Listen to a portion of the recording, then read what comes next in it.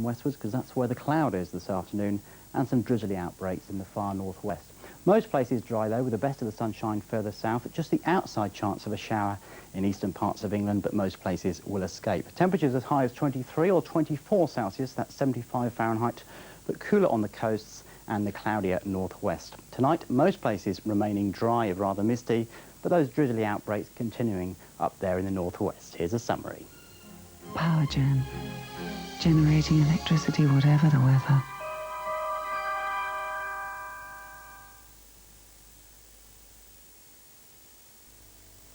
In secret history, unseen footage of the British plane that could have been the first to break the sound barrier. We were on the edge all the time. A survivor of a top-secret program testifies. Several test pilots sadly were lost. Why did the British government casually discard a program so near to success? The government threw away the tremendous lead they had on supersonic flight. Breaking the sound barrier, Monday at 9 on 4. Well, next on LWT, the controversy surrounding drugs in sport. Straight up.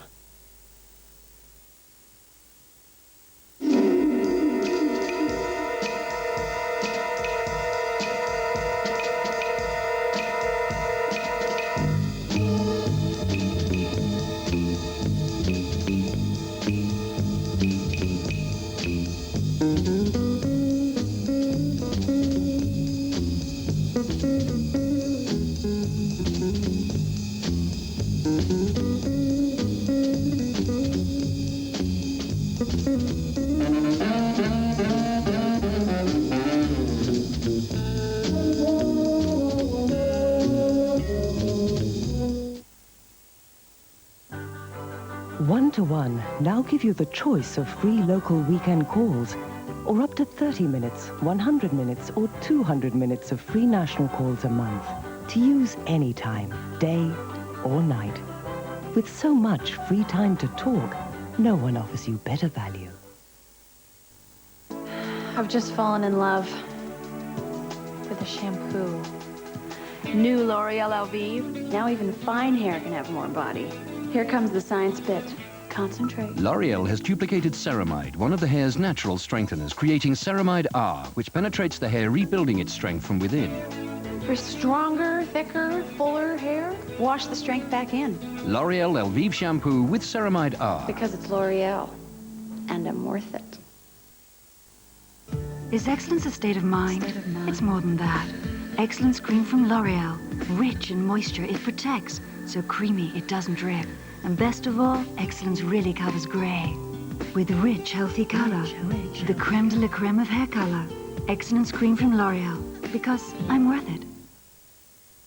No penguins, no gimmicks, no jokes. In fact, you might as well go down the pub.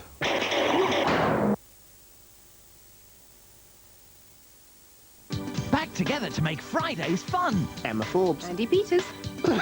The Weekend Show. Music. Entertainment. Gossip. Movies. A live two-part extravaganza starting next Friday at 5:10. And we'll be back after Home and Away with even more. More. Showbiz. Stars. Next week, Gary Barlow and Grand Prix ace David Coulthard. The Weekend Show, Fridays at 5:10 and 6:25. Starting next Friday on LWT.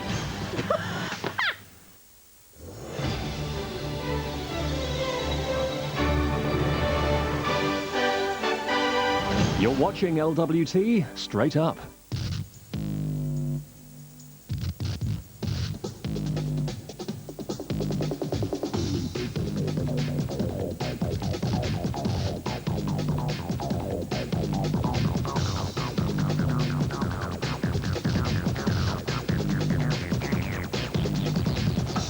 We all know students drink, that's the deal.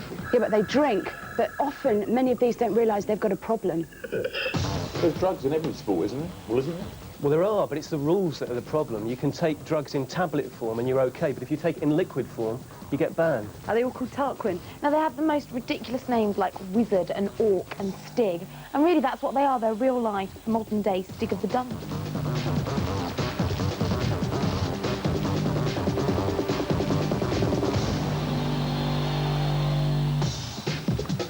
It's 1:10 on Sunday, the 6th of July. You're watching Straight Up at the end of a week when the government cordially invited 250,000 young people to get back to work or lose up to 60% of their benefits.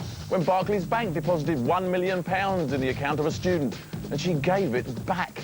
And a 16-year-old Egyptian boy had his partly formed twin brother removed from his stomach after complaining of bellyache. The X-Files are here. We all know students study hard and drink hard, but I've been talking to some who drank so hard they lost control. We'll be looking at drugs in athletics, the stupid rules that could be putting lives in danger. And I joined the Great Unwashed to spend 24 hours living as a crusty with the new Swampy at the next stop on from Manchester.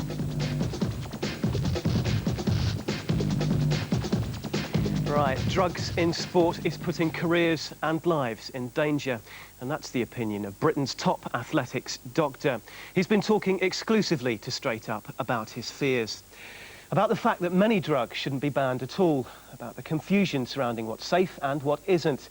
And about the fact that athletes are so frightened of being banned, they're making themselves sick by refusing to take prescribed medication.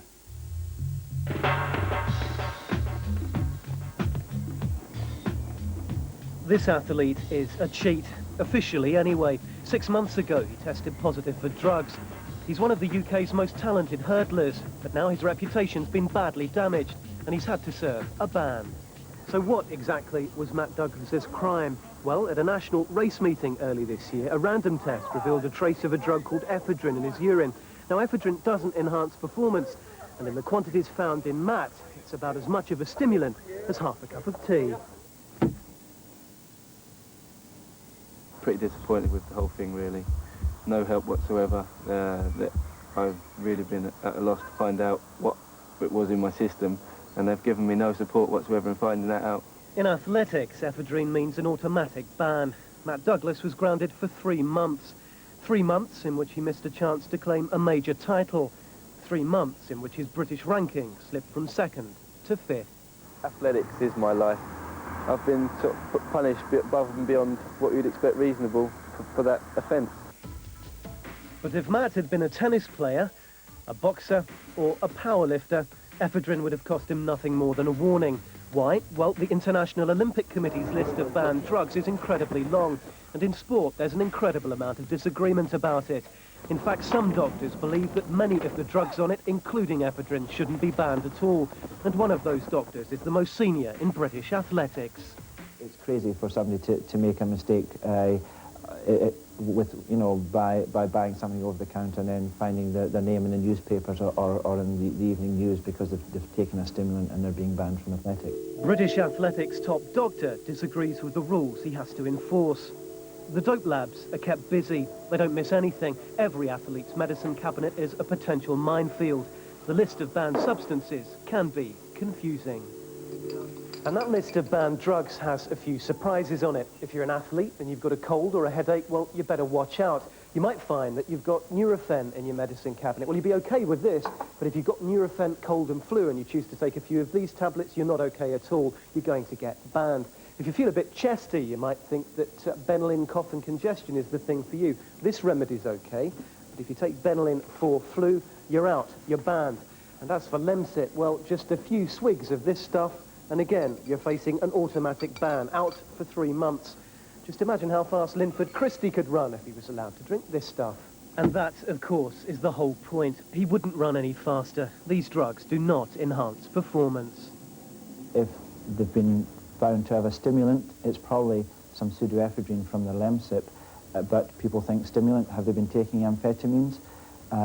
If they've been caught taking a narcotic analgesic, people think, has it been morphine or something of that order? But it's probably been coproximol or distogesic, which many of us have in our bathroom cupboard. You really can't take anything if you want to be safe? If I've got a headache or an upset stomach, I just put up with it for the time being and make sure, hopefully it'll go away. But it's not just cold and cough remedies that get athletes in trouble. The powers that be have also placed strict controls on drugs that save lives, and that's put some athletes in danger. Whatever their age, every year they need written permission to use an asthma inhaler. That's Malcolm Brown's job, and he's fed up with it. young kids are frightened to use their inhalers down at the track in case they're branded as cheats. Some of the life-saving drugs that control a severe asthma attack are completely banned. Asthma, we must all remember, can be a life-threatening illness, and if the correct medication is not taken, then the person's health is put at jeopardy, and their life is put at jeopardy. Steroids that help control inflammation and the pain that goes with it are outlawed too, even though they don't help performance at all. So if the rules are so wrong, how do they survive? A former British Athletics Federation official blames fear. Athletes have been fearful that their tests will not be correct, that they'll be accused of taking drugs wrongfully. And Tony Ward should know. He spent 10 years as the BAF's publicity chief. And so when they get this instant test business of people knocking on their door and saying, please give me a test immediately, all that I do think builds up a climate of fear amongst them. Diane Modal is taking on the athletics establishment. She was banned, accused of taking drugs, but after 2 years she proved in court that her sample had been contaminated. She got the decision reversed. And, subject to an appeal from the British Athletics Federation, she's suing. It could cost the BAF £2 million. I think most people applaud the ingenuity of scientists, constantly pushing forward the boundaries. Tony Morton-Hooper is Diane Modal's barrister.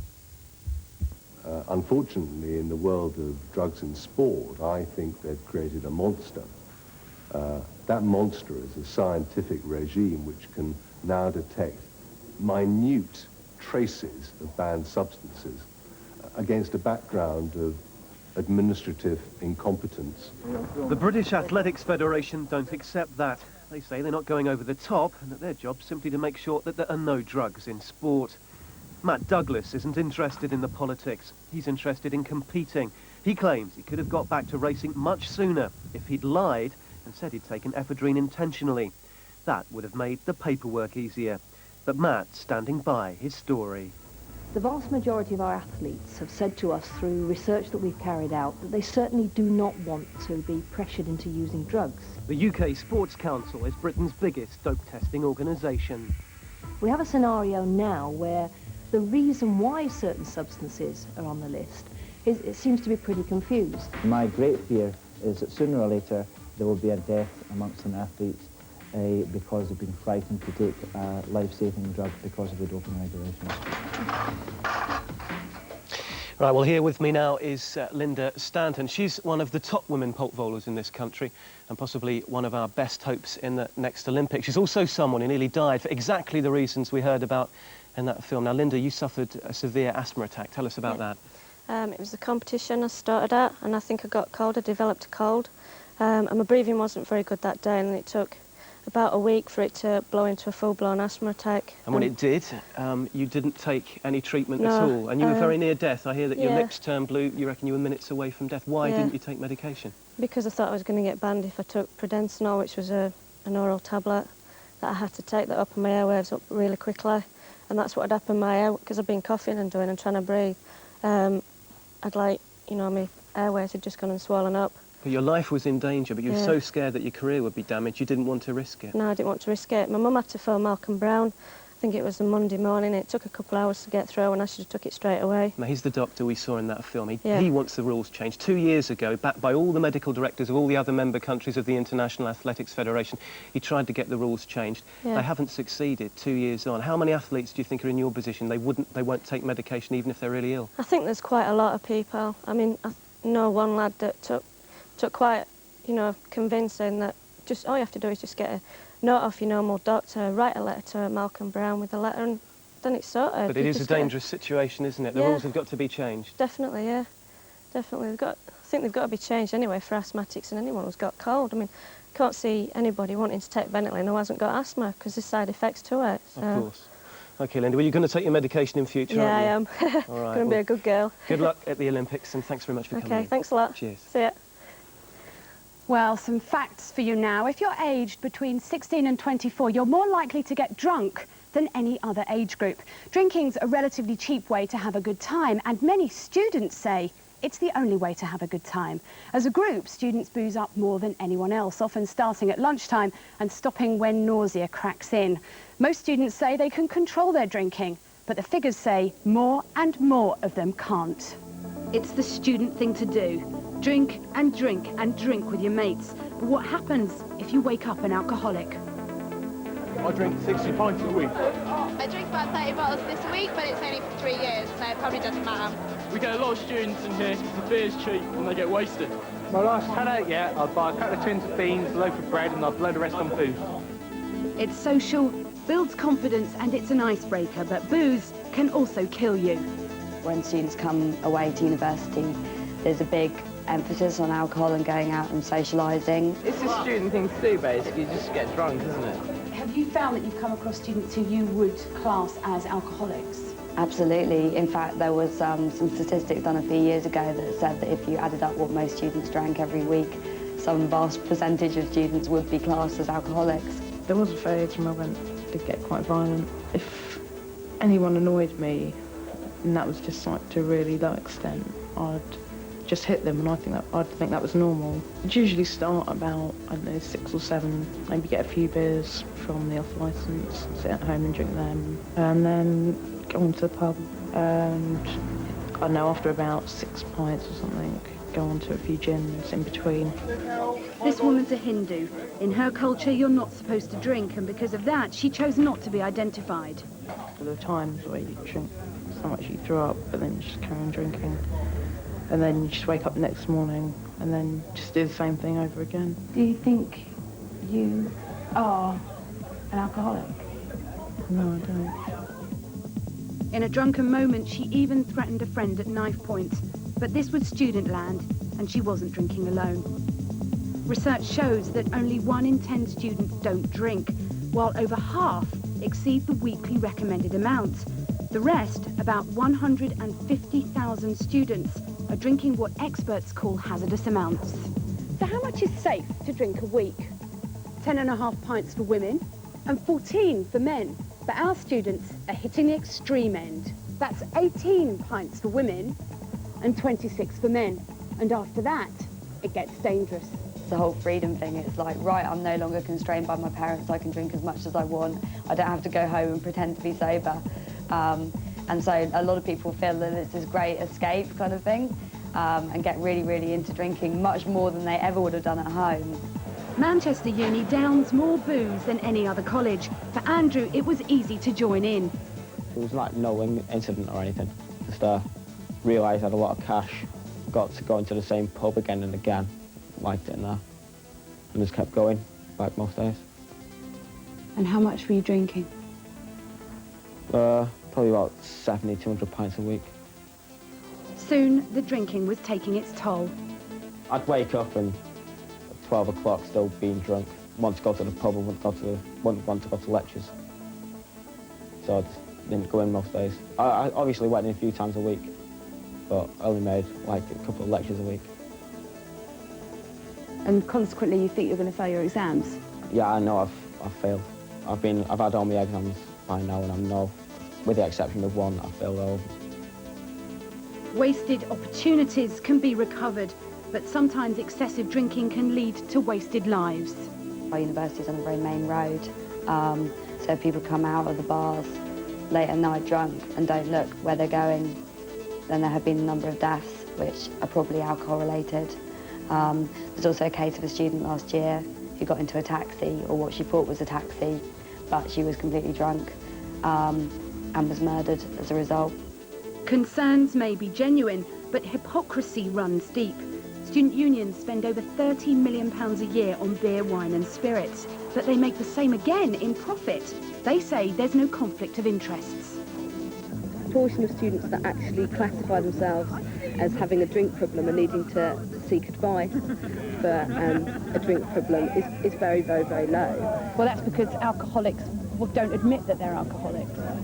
Well, possibly within the student community, it's also because the main reason that people drink is for social reasons and because they enjoy the taste of drinking. Government grants to universities have been cut by 20% over 5 years. Without promo nights to make up the shortfall, local unions say they'd go under. Their bosses disagree. If students wish to drink, they will do, regardless of promotions. And if they don't wish to drink, then a promotion is hardly likely to make a difference to that. If they got a really cheap night on, then a lot of people go out just with the intention of drinking horrendous amounts. The NUS have a deal worth £150 million with two breweries, Scottish Courage and Bass. They supply alcohol to most of the UK's universities. So we asked them to comment on students with drinking problems. Scotco said there was no problem.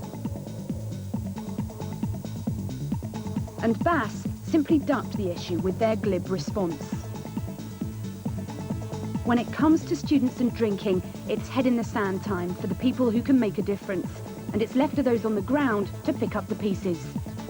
If you're a smack addict, in order to get off it, in a way, you have the whole of society behind you. You've got the whole of society going, you're a smack addict, you're completely socially unacceptable, get off it now. If you're an alcoholic, you're like, you know, how difficult is it to get off that when all your friends drink, everything is geared towards doing that. The whole of society is saying drink is great. I had an opportunity to do something positive and it's wasted completely. Do you regret it? Definitely, yeah. Well, the good news there is that Andrew's going to be retaking his course next year. I guess the point of that film is, though, that not everyone involved is necessarily going to become an alcoholic, but they're wasting a chance of a decent degree by getting wasted all the time, aren't they? Yeah, but Alan, everyone goes to university to study and to drink beer. That's what students do. Not 100 cans a week. When I first went to university, I had a tummy ache for the whole of the first term, and I realised afterwards it was because of the beer. I'd never drunk beer before, and all of a sudden there was this pressure to drink. And also, it's worth remembering here that, you know, your student years are when you do down lots of lager. When you get into the big wide world and you have to get up for work the next day, you tone it down.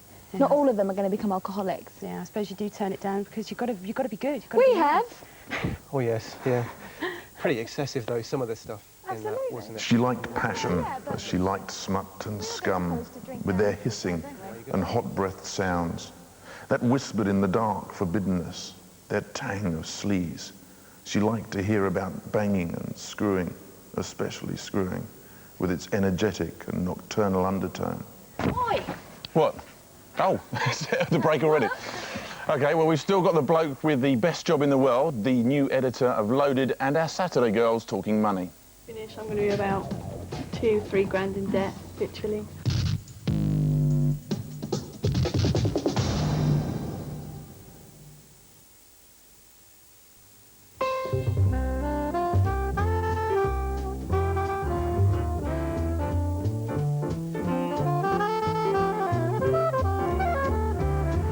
The Clio Paris and the Clio Provence. Perfect for town and country pursuits.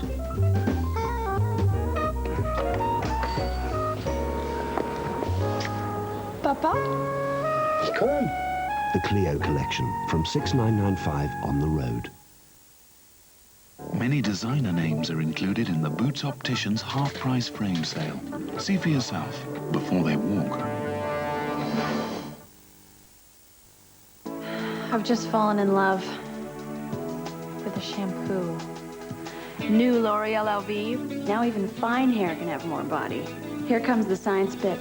Concentrate. L'Oreal has duplicated ceramide, one of the hair's natural strengtheners, creating ceramide R, which penetrates the hair, rebuilding its strength from within. For stronger, thicker, fuller hair, wash the strength back in. L'Oreal Elvive shampoo with ceramide R. Because it's L'Oreal, and I'm worth it. Laboratoire Garnier brings you a colorant that actually cares for your hair. Movida! Movida. Quick, just 15 minutes. No ammonia. Movida from Garnier enhances your natural color with no visible regrowth at the roots. Movida! Movida Conditioning Cream, formulated and controlled by Laboratoire Garnier Paris.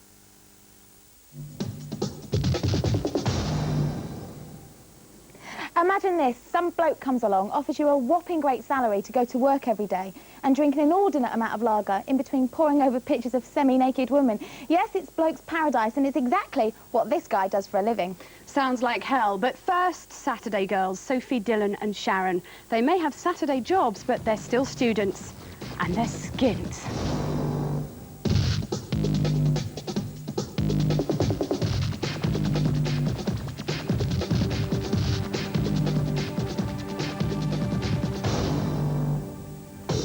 That I've got is huge. When I finish, I'm going to be about 2-3 grand in debt, literally. God. Does that put you off safe? Just a tad. considering I have no money. I'm about that because every year since I've gone to university, I've taken out a student loan. Yeah. And every year the loan's going up, So the grant's going down. What, like, I'm sorry about this, but I obviously don't go to university yet.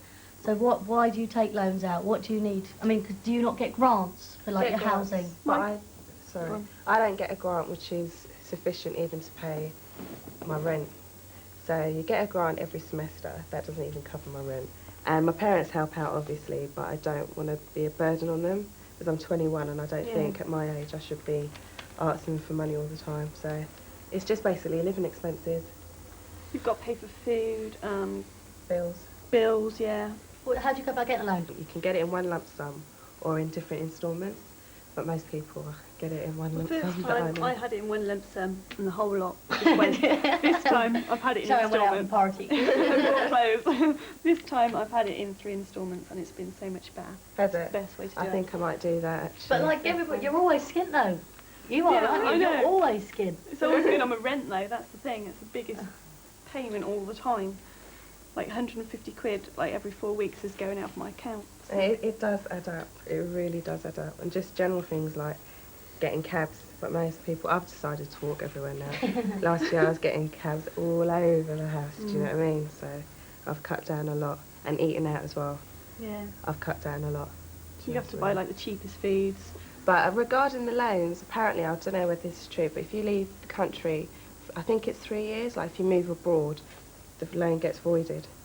You don't have to pay it back. Otherwise you have to be earning over 14,000 to have to pay it back, but then you pay it back in instalments. But remember, interest is going on that. Every time. Yeah. Oh, so interest is at a long time. Yeah. And like it sounds as though like is to me anyway. I think I don't want one because like if you you're have interest, to have one. but like everybody has them then. Yeah, There's no you way have out to. of it. Well, you don't get by on a grant and working you won't part get by time on a then. grant. I don't think you can. No. And working part time. I mean, because like obviously if you're at university, you're there a lot, so you don't think you can work enough. I didn't work last year. I don't know how I managed. I think my parents they were helping me out all the time last year, but I made a conscious decision this year. I won't be the same way. Now, editing The Lad Bible Loaded has to be one of the most attractive jobs on the planet. Not only do you get to write about the divorced lifestyle that graces its pages, you get to live it. It's birds, boobs and booze all the way. Well, that's if the editorial's to be believed. Loaded was launched 3 years ago by the ultimate lad, James Brown. He resigned in May after making the magazine the toast of the publishing industry to edit the more mature GQ. For the last 2 months, his successor has been a hotly debated subject. But now the wait is over, and following a series of high-powered discussions in the pub over a game of darts, Loaded's former chief sub-editor, Derek Harbinson, has been appointed top dog. Derek, thanks for coming in today. I realise this is probably a little early for you on a Sunday morning. Yeah, I'm not usually up at this stage again, but, you know, Well, you're stepping into a huge job here, because James came in, created Loaded, made it very much his own, and has left you to fill his shoes. How are you gonna put your own stamp on it? I don't want to wear his shoes, they're pretty awful. But Loaded's always been I mean, he'll tell you that as well, that Loaded's always been an enormous team effort. It's made up of so many different talents of people there. And, I mean, the readers make it what it is more than anything else. So, you know, the readers, we're not losing all those readers and getting the new sets. The same readers, they're going to get the same fantastic magazine every month.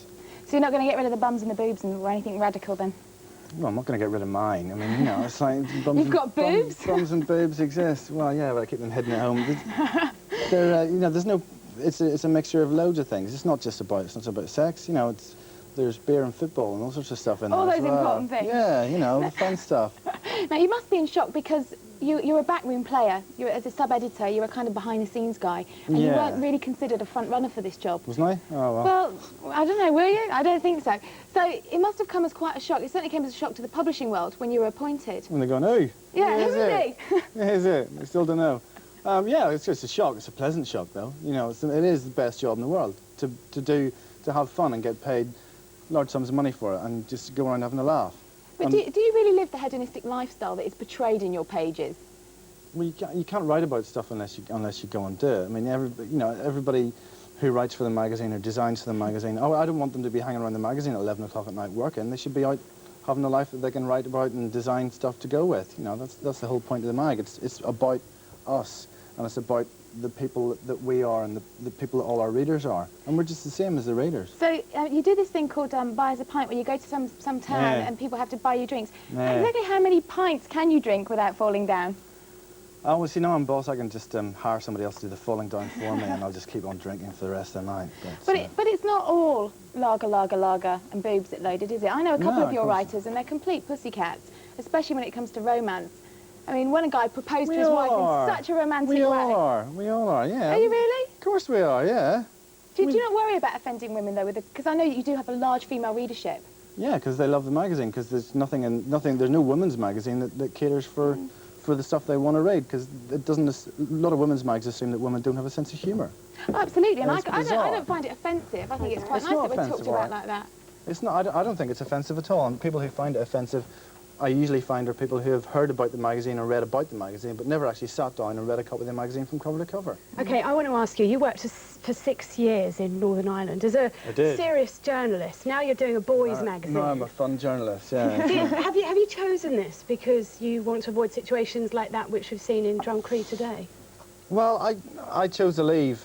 I'd been there for 6 years, and I love it. And tragically, it is the best training ground any journalist can have, which is why the BBC send their trainees there constantly. But, I mean, I left to go travelling. I went to Australia for a year. And when I came back, I just thought, oh, I'll have a go at London then. So I faxed off a job application to Loaded, and they said, come and work for us for 2 weeks. But does that mean you've given up serious news? No, we still do. We're trying to get some, serious stuff in the mag as well. People aren't. It beats everyone hands down on the sense of humour.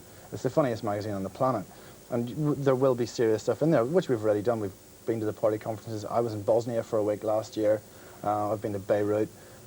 And doing that sort of thing for the mag as well. So there are people who are interested in the serious side of things as well. But sadly not as interested as they are in the bums and the boobs. Well, thank you ever so much for coming in, and best of luck with the new job. Thanks a lot. Cheers. Cheers, Derek. For half an hour, she let the thoughts be blitzed out of her head as they lay on the couch. Pleasure stacked onto pleasure, and explosions of violence, bruising and biting, purrs, gasps, sighs, all the variations of non-words, of expressive non-expressions, rough changes of position, heat. Blimey. Well, we're back in a couple of minutes with a teenage novelist who wrote that. She's the one who invented girl power as well. And our Kate's been getting dirty with some eco-warriors. They're going to destroy most of the area as it is, with like holiday chalets, and so there's not going to be much wildlife left.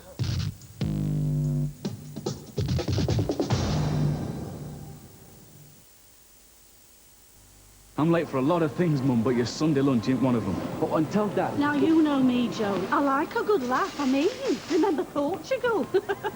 Yeah, but when he said, now, how did he put it? Now you can get free BT phone calls at a supermarket. Everything was blocked solid, except for Harry. I don't think the President agrees with him. In a petrol station? Look, John, when I said sell, I didn't mean everything. Hold on, I've got to pay the bill. And anywhere, use your Barclay card.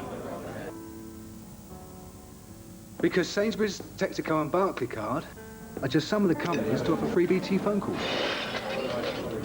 It's called BT Talk Time. Just start collecting now and get free calls on your phone bill. So look out for it in your high street. Hello? Yeah, hang on, Mum. It's good to talk, especially with BT Talk Time.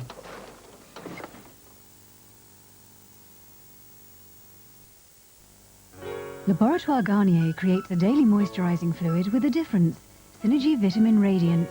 Naturally, it's light and hypoallergenic, giving you moisturised skin each day. But what makes it different is it's the first daily moisturising fluid with natural vitamins and gentle fruit AHAs. So in just 1 week, your skin is smoother, softer, radiant with health. Synergie Vitamin Radiance Daily Moisturising Fluid, formulated and controlled by Laboratoire Garnier, Paris.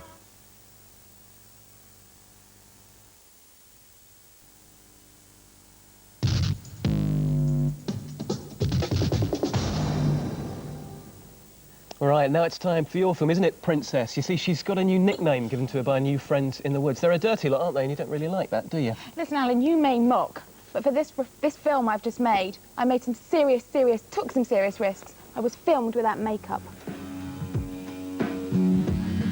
Dirty. Smelly. trusty. Worthy. Yes, it's the protesters, Swampy's band of merry men. Now that their leader has gained fame and notoriety through his tunnelling activities, the rest of the tribe have jumped on his bandwagon and turned themselves into sideshows in what has become a media circus. The latest swarm of eco-warriors have made their way to Kent. They're trying to stop the rank group from building what seems to me to be a very nice, if not a little tacky, holiday village. As you've probably gathered, I'm not exactly a backer of this cause. In my opinion, they're just putting off the inevitable, which is why the Straight Up team have forced me to spend 24 hours in Lyminge Forest with a bunch of protesters whose aim it is to convert me. The man appointed to show me around and transform me into a greenie lives here. He's 23, he comes from a middle-class family in Wiltshire, and his name's Blue. He's the forest heartthrob, and he lives in a tower built on top of a 25-foot tunnel, which he spent the last 3 months digging. Blue was one of the first to arrive on this site in March. He may have a silly name, but he's also got a degree in countryside management, so what the hell is he doing here? I just have a strong affinity with nature, and it just really sickens me what's going on. We've only got 8% tree cover in this country, which is like well below the European average, and like we're just going to lose another 440 acres. After Manchester Airport, many of the protesters have made their way to Lyminge Forest. They're here trying to stop 440 acres of prime forestry commission land being turned into an oasis holiday village. Rank are planning to build over 20 acres of rubber-lined lakes on the land and to house almost 5,000 people here in over 800 villas and lodges. But first they've got to get the protesters off the land. Not an easy task. There's been rumours of a dawn eviction, so I've pitched up my leaking tent in anticipation. The day is drawing to a close and the protesters are beginning to relax. They've got a long night ahead waiting for the sounds of the bailiffs, so I take advantage of the time to give Blue a good grilling. I want to know about the really important stuff, the locals, the money, and why he's so opposed to Rank's proposal. He's prepared to put his life on the line. They say that they can protect the environment, as well as having their cake and eating it. That's a blatant lie. Why is that a lie? It's a lie because at the moment this area is really rich in wildlife, especially birds. And when Rank come in, they're gonna destroy most of the area as it is, with like holiday chalets, and so there's not going to be much wildlife left once they come in. They've got badger sets, and there's foxes, deer, plus the fact they've got to cater for about 4,000 cars coming into the area. But you drive a van. And I live in a van. Yeah, but you drive it. I drive it sometimes, but only when I need to. At least on a very practical level. But some people would argue that it's necessary to drive to Rank Leisure Centre to enjoy their holiday. I know, that's what we're trying to get across, is like increasing awareness of what's going on. And certainly most people around here understand. Do they? Yeah, 23,000 locals signing a petition, fighting it in the courts for like 3 years, and like putting their houses on the line. Do you sign on? No. Don't? No. Why not? It's shocking, isn't it? No, it's not Everyone shocking. thinks we sign on, but we don't. Why not? We're sort of against the system in a way, really. We're not sort of like towing the line, so it just seems really hypocritical to go and sign on. Well, I respect you for that. Dawn. 4:30 a.m. to be precise. Never let it be said that I'm not prepared to research my stories and throw myself into a situation to get a real grip on what's really going on around me. Look at my socks. This is a result of one night in a smutty old tent. But there's peace in the forest. The bailiffs never came, and the brighter the sun gets, the more my cynicism fades. Had a few people in last night. After a morning cup of tea, it's back to work. Blue won't let us down his tunnel for security reasons, but he allows me to climb into his tower with him to have a look at it. Suddenly I'm hit by how dangerous this all is. Can it really be worth it? The more risk we take, the harder it is for them to evict us. The more money it'll cost them, the more publicity we'll get for being down longer and longer. And look at Manchester, I mean, it's taken them ages to get them out of there. I don't know. Why are you risking your life? You're silly. You've got a degree. Go out and get a good job. No, it wouldn't make any difference. I'd just be some pawn in the system, not really making much change. Just. But does that matter to you that much? Yeah, it does. Well, someone's got to do it, you know. Someone's got to create a balance. Well, his principles are admirable, but what about the practicalities? How do you go to the loo? What, while I'm down the tunnel? It's not very pleasant. It involves a bucket and sawdust. No, it's not nice, is it? And you have to sleep with that. Yeah, but the sawdust covers any smells. I'll have my own little section for toilet. I want to meet some of the other protesters on site. We went for a wander to Gone to Pot, one of the smaller tree camps. At the moment, there's about 45 protesters scattered about the forest. Blue lives underground, but many of them are closer to the sky.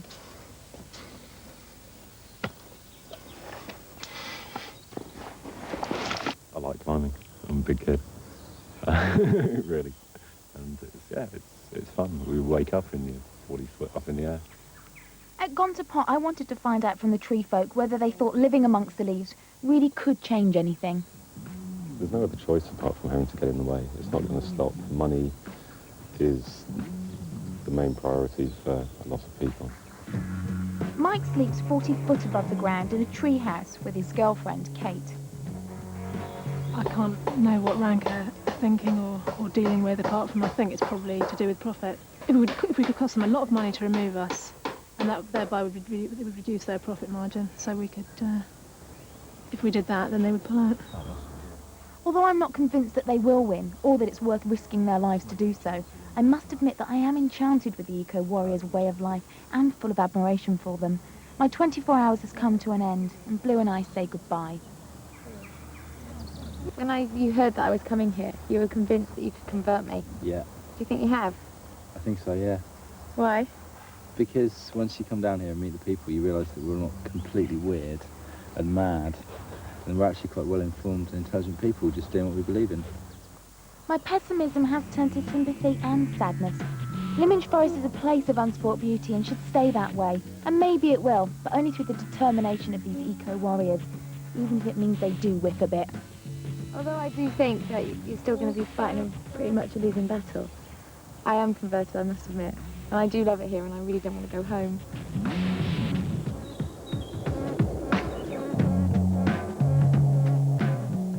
Well, I spoke with Rank this morning and they faxed over this statement. They say, our proposals leave over 80% of Westwood unchanged and actually include the planting of hundreds of trees and shrubs to bring the forest back to a mixed woodland. So that's what they had to say on the matter. Well, that sounds a fairly reasonable statement. You said at the end of the film you're converted. I mean, do you still feel that way? Who do you believe?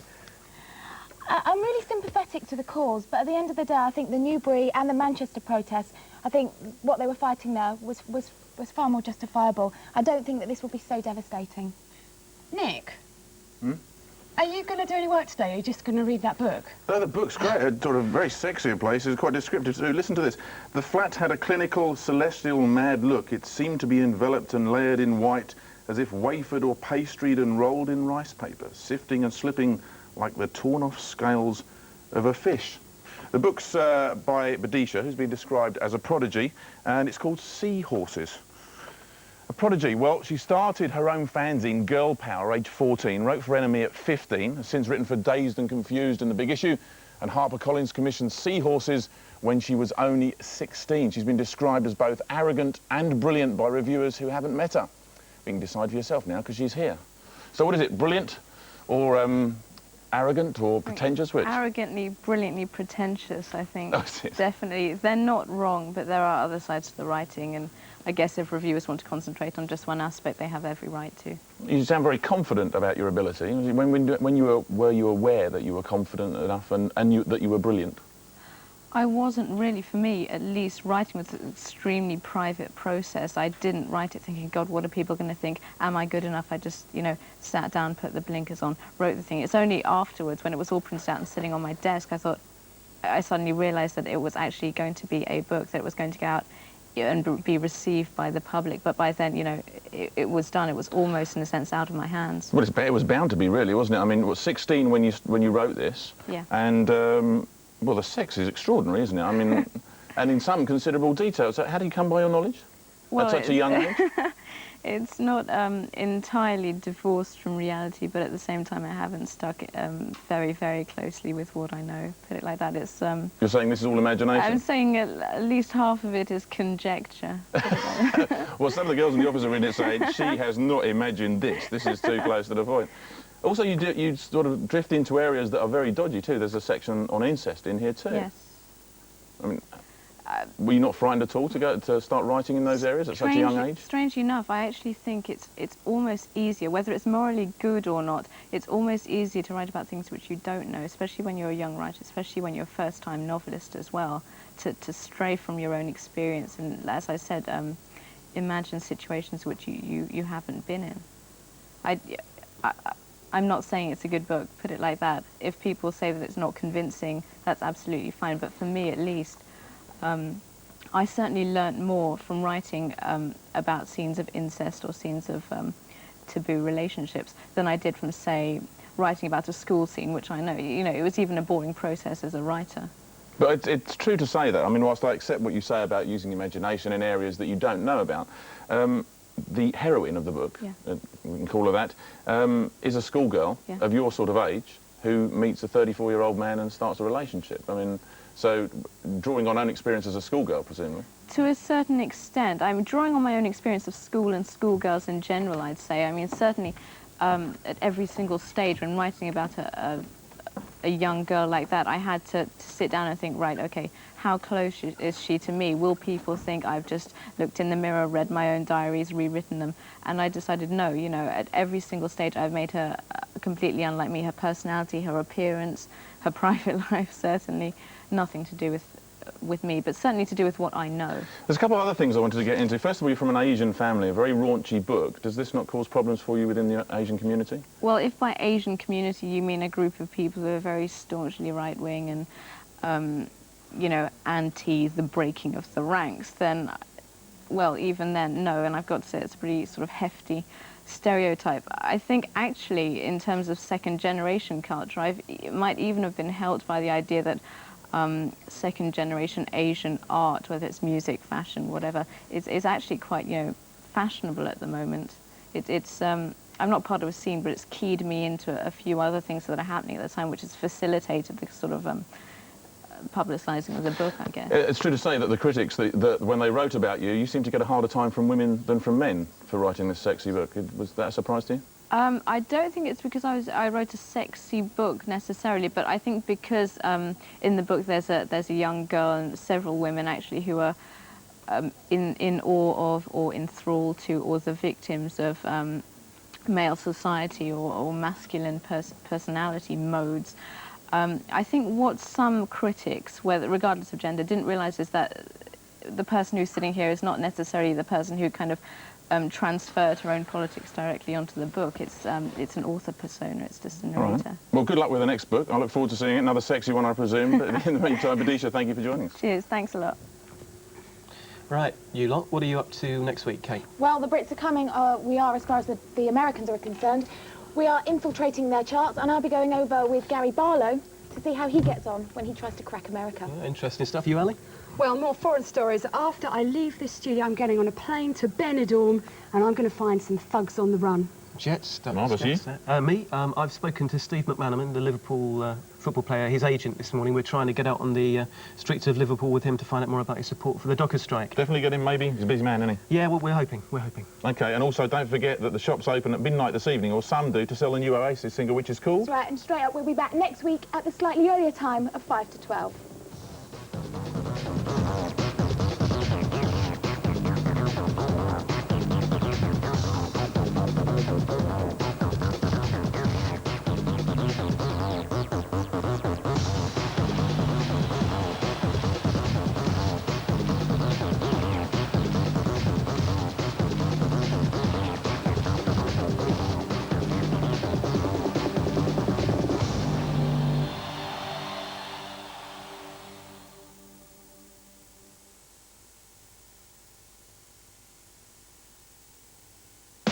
Live and exclusive from Silverstone. Racing at home is always special. The British drivers at their best. Support is very good. It's nice to actually be racing so close to home. Because there's nothing. I could hear the crowd above the noise of the cars. Like the home crowd.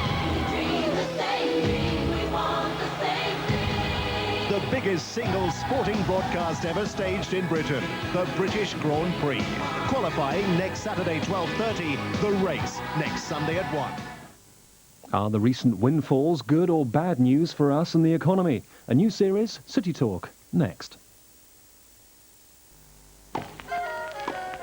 Just for the of it, just for the of it, just for the and the of it, just for the juice of it, and why not?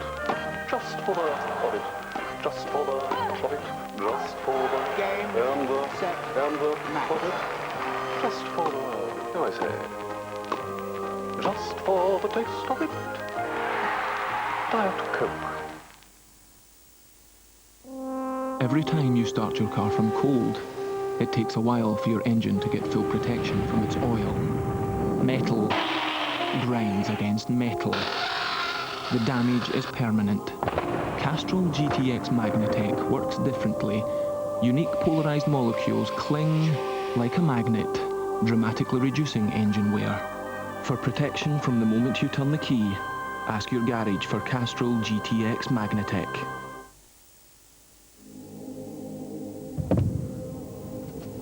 It doesn't take much to make me happy. Just the finest ingredients obtainable. 2-row barley and hand-selected hops. A smooth-tasting Michelob, sipped quietly in front of the fire, whilst playing with my model collection.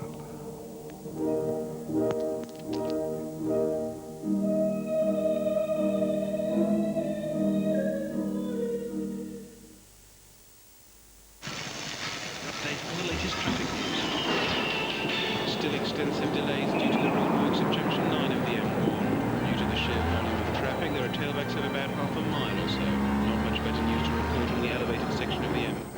All scheduled to load earlier today caused all sorts of problems. Please rise that area of the motorway if it Call 0345 300 123. He's wearing modern fabrics. Everybody's wearing modern fabrics. Everybody. They can be difficult to clean, attracting grease You'll never get that off. and repelling water. Persil's got the answer. A special stain release system which lets water penetrate even modern fibres to float dirt and grease clean away. Amazing. Amazing. Persil, the modern liquid, only $2.99. Okay, you're gonna love this guy. Runs like clockwork. Time? 0620. He's finishing breakfast, and right now he's heading for the shower. 0621, he's in the shower. 20 Celsius, 53 seconds. 0622, he brushes his teeth. 20 strokes. Is it the crispy golden flakiness, the lightly sweetened honeyness, or the flaky hint of nuttiness that makes Kellogg's Crunchy Nut Cornflakes so irresistible? 0625, he's at the door. You can set your watch by him. Kellogg's Crunchy Nut Cornflakes. The trouble is, they taste too good. You smell that? Let's roll.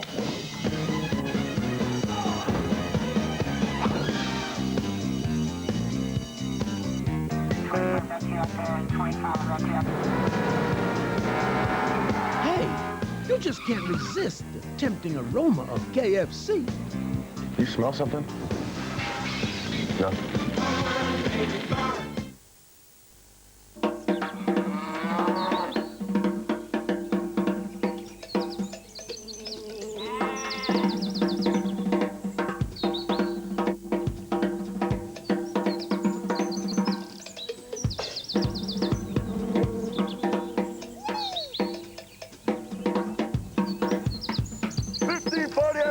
Capital Gold! My Cosman, that's me!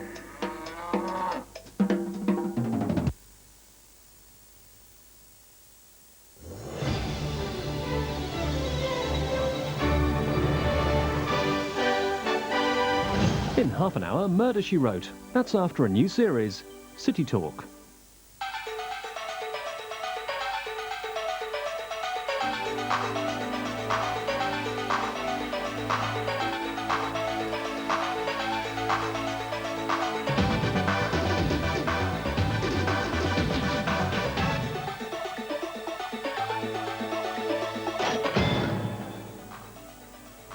Hello, I'm Jo Sheldon. Welcome to a new series of City Talk, your fortnightly guide to the way the high finance of big business affects the pound in your pocket.